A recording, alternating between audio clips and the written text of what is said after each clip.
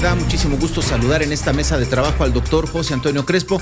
José Antonio, bienvenido a tu espacio. Muy buenas tardes. ¿Qué tal, Carlos? ¿Cómo te va? Platicábamos, José Antonio, el día de mañana la agenda informativa se traslada sin duda alguna y van a ser temprano desde Ciudad Juárez, Chihuahua, que ha tenido un fin de semana terrible, 30 muertos, 11 masacrados en Ciudad Juárez, Chihuahua, apenas el fin de semana, y es la sede para iniciar este recorrido que va a concluir el 24 de octubre de los foros de consulta para trazar una ruta de pacificación nacional. ¿Cómo se prepara? ¿Con qué se come? Y luego, ¿qué resultado, qué digestión le hará eso al próximo gobierno de Andrés Manuel López Obrador, José Antonio? Mira, yo veo bien estos foros, incluso que se estén dando desde ahora, con algunos meses de anticipación al gobierno, porque en contraste comparemos lo que pasó con Felipe Calderón, que aunque haya tenido juntas muy internas, desde luego me imagino gente del ejército, de seguridad, pero no las hicieron hacia afuera, de tal manera que quienes estaban padeciendo del problema, incluido expertos, académicos, gente de organizaciones cívicas, ahora ya también las víctimas, gente que vive el problema desde afuera, para incorporar los distintos puntos de vista.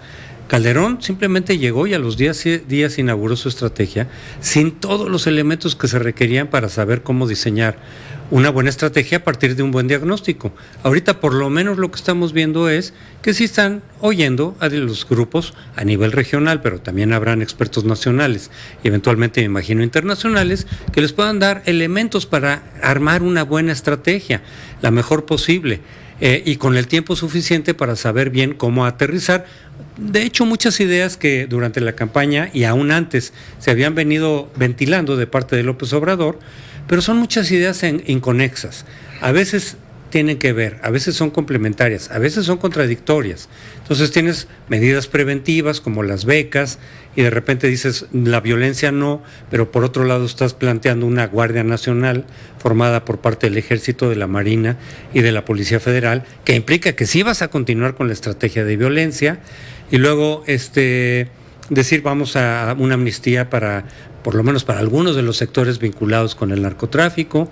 En fin, son muchas piezas de un rompecabezas que están separadas, que a veces no cuadran y que a lo mejor con estos foros pueden allegarse de más información de gente que ha vivido el problema y de gente que conoce el problema, víctimas, organizaciones cívicas relacionadas con todo ello, derechos humanos, etcétera, expertos que los hay muchos, nacionales e internacionales, para que realmente se pueda armar con cierto tiempo por lo menos una estrategia que de veras aterrice en la realidad que estamos viviendo. Y ciertamente incorporando elementos regionales, porque el problema no se presenta de manera igual en todo el país. En Chihuahua hay una problemática específica y en otras zonas del país donde también se harán este tipo de conferencias y de foros, pues también recoger un poco la problemática local para que la estrategia se pueda adecuar debidamente a las diferentes zonas a partir de la problemática específica que se está viviendo, pero al mismo tiempo tener los elementos para una estrategia nacional, una estrategia general, alimentada con la gente que sabe de eso, con las víctimas, con las organizaciones que han defendido y promovido, digamos, las leyes en favor de las víctimas, con muchos ciudadanos que han padecido de alguna manera la extorsión, derecho de piso, para que aporten cómo está la problemática y se haga un diagnóstico adecuado y de ahí también una estrategia que no va a resolver el problema probablemente, desafortunadamente. Es una problemática muy compleja,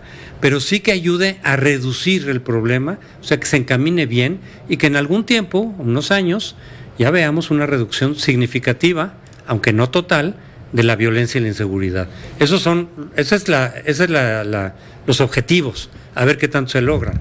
2 semanas de consulta, 2 semanas de foros en distintos puntos del país serán el acopio, digamos, de semillas de insumo para que se puedan diseñar o construir políticas públicas y en función quizá de esa política pública, tú lo sabes mejor que nadie, qué va primero, si la política pública o la arquitectura institucional, o si la arquitectura institucional es un derivado de ese objetivo que te fijas y de esa política de cómo lograrlo.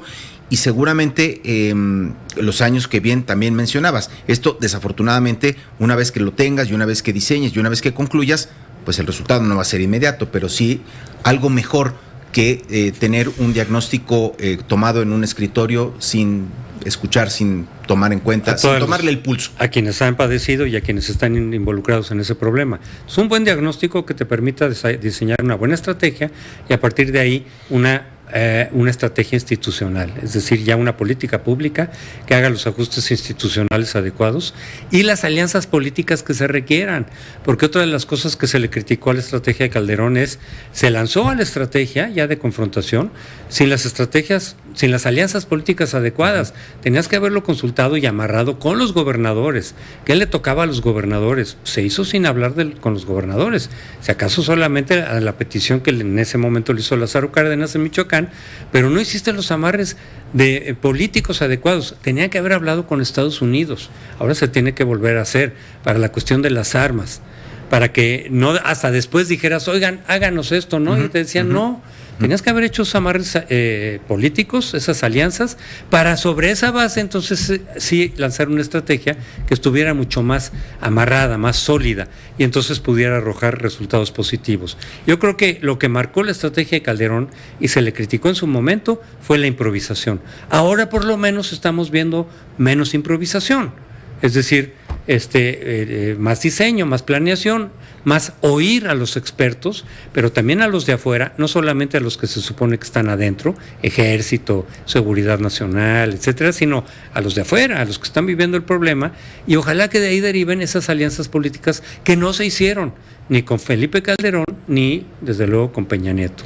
¿Será producto de la presión, digamos, de lo exigente que es el ejercicio del poder, o también será producto de lo más sencillo que resulta simplemente decir, a ver, mi decisión es, voy a sacar al ejército y voy a suplir a las corruptas policías y débiles policías municipales o estatales con las fuerzas federales, y esto es la novedad, eso es lo inédito un poco, y en función de eso esperar que obtengas resultados diferentes? O la otra, 6 años después, decir, mi propuesta es, desaparezco la Secretaría de Seguridad Pública, la integro a Gobernación, no sé, reformulo, concentro en un solo mando todas estas tareas, y a ver qué pasa. Y no resultó tampoco. Y aprendemos como país o como sociedad el decir, así no funcionan las cosas. Es decir, no puedes decir, quitemos la oficina de aquí, bajémosla al tercer piso, pongámosla y va a salir mejor el trabajo. No, no es así. No basta, ¿no? Desde luego que no. Obviamente hay que ver lo que se hizo mal o lo que se dejó de hacer en los otros sexenios, pero desde luego recuperar parte de las ideas que López Obrador a lo largo de estos años ha estado lanzando, pero para integrarlas.